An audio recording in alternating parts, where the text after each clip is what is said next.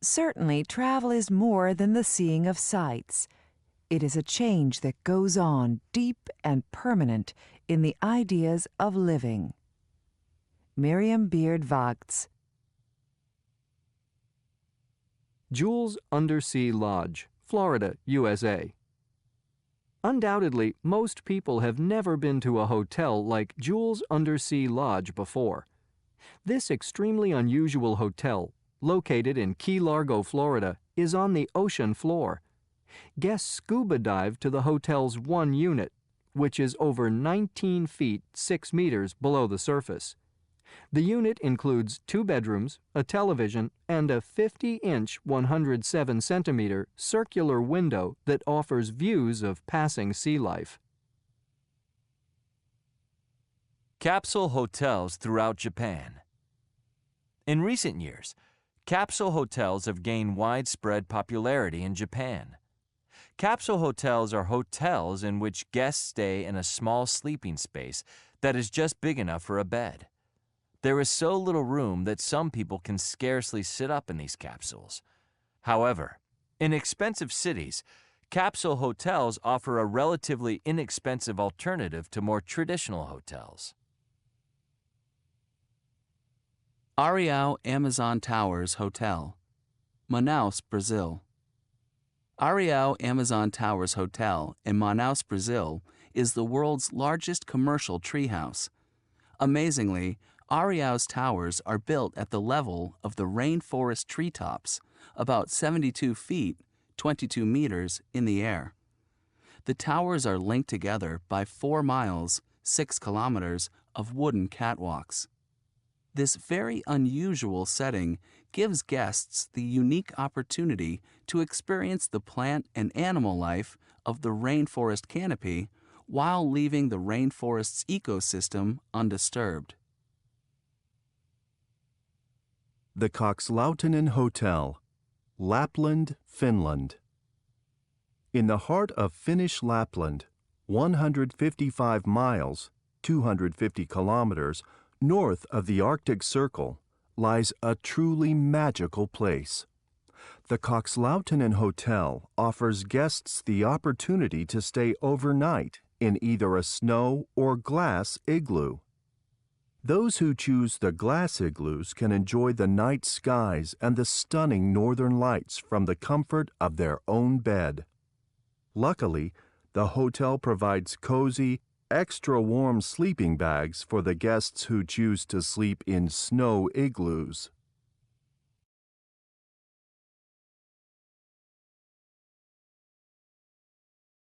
Flight C-458 is ready for takeoff. Please ensure your seatbelts are fastened and your seats are locked in the upright position. Excuse me. Yes, can I get something for you? No, but I wonder if I can ask you a question. Certainly. I see that there's an empty row near the front of the plane. I was wondering if it would be possible to change seats. I usually try to get some sleep during red-eye flights, and it would be much easier if I could spread out. Unfortunately, that won't be possible. It's against our policy for passengers to leave their assigned seats on this airline. Well, that's a crummy policy. I don't get it. Other airlines allow it. Why should passengers be crammed together when there are open seats on the flight? Please try to understand. The problem is that if we gave you the seat, it wouldn't be fair to other passengers who might also want the open seat. That's a drag, especially since I requested a window seat at the front of the plane, and they put me on the aisle near the back. Could I see your ticket, please? Sure. Why? Sir, the empty window seat at the front of the plane is your seat. Your seat is number 3, not 33. Oh, awesome.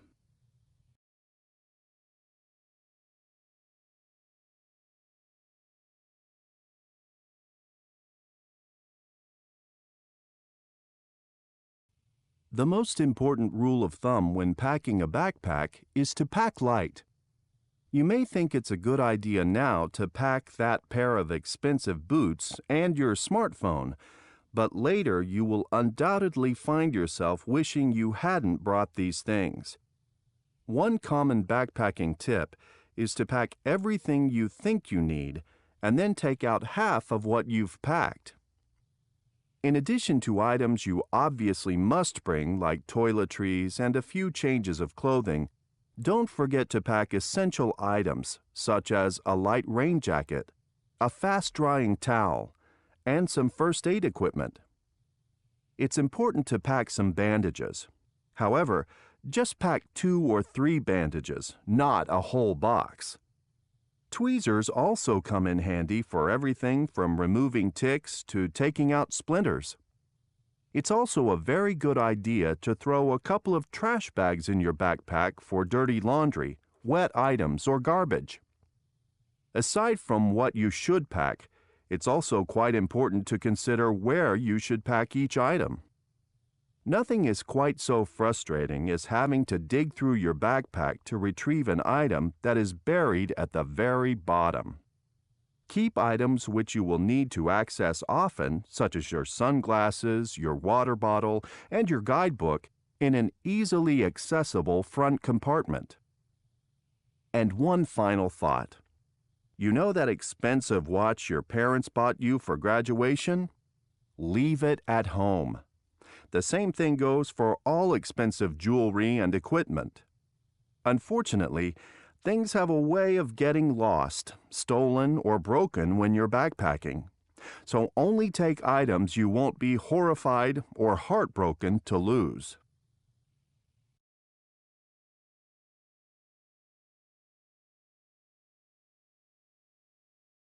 One. Throw a couple of trash bags in your backpack for dirty laundry. 2. Keep your sunglasses and water bottle in an easily accessible front compartment. 3. Some people like to bring a notebook or journal to write about their travels. 4. You packed everything except your toothpaste and toothbrush. 5. I'll look for a postcard in my mailbox every day.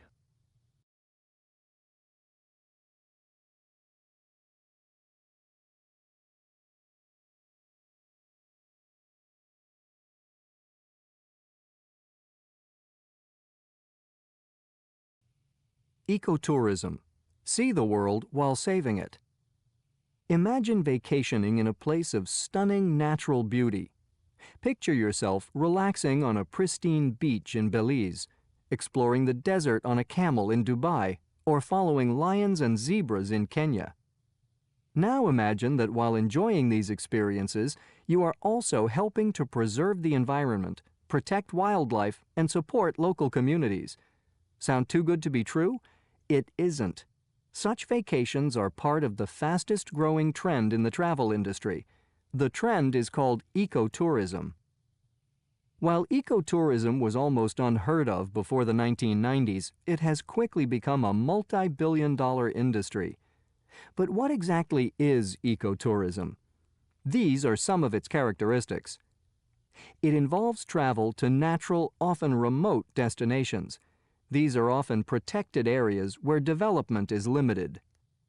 Ecotourism destinations focus on recycling, water conservation, and using renewable energy sources. It builds environmental awareness. As visitors explore an area, they also learn about it. It provides an economic incentive to preserve the environment and raises money to help protect it. It creates financial opportunities and jobs for the local population. Costa Rica was one of the first ecotourism success stories. At one time, Costa Rica had the highest rate of deforestation in all of Latin America. However, since ecotourism, there has been a dramatic reduction in deforestation. Now, more than a quarter of Costa Rica's land is protected from development. Costa Rica is now the world's top ecotourism destination. Amazingly, this small country of 4 million people has about 1.5 million visitors per year. Stacy Davison is one of the million-plus tourists who chose to visit Costa Rica this year. We wanted to explore a country that was largely unspoiled by development, and boy did we get what we were looking for. We saw beautiful beaches, lush rainforest, and exotic wildlife. Stacy is especially enthusiastic about a wildlife refuge she and her husband visited during their trip. Getting there took 4 hours by bus along an unpaved road, but it was so beautiful that it was worth it. We hiked the trails and took a tour through the rainforest canopy. Our guide showed us how to poke a stick into a termite nest to get a snack. They have a nutty flavor, and how to use live leafcutter ants to create stitches for a cut. It was quite an amazing experience. Stacy also enjoyed knowing that the money she was spending on her vacation was being used in environmentally responsible ways. She stayed in locally owned, environmentally friendly hotels that grow their own fruits and vegetables and use renewable sources of energy such as wind and solar power. Undoubtedly, ecotourism plays a critical role in preserving the land in Costa Rica as well as in other ecotourism destinations around the globe. At the same time, ecotourism provides visitors with a unique, unforgettable, and educational vacation. Basically, ecotourism is a win-win situation for both the tourist and the countries they visit.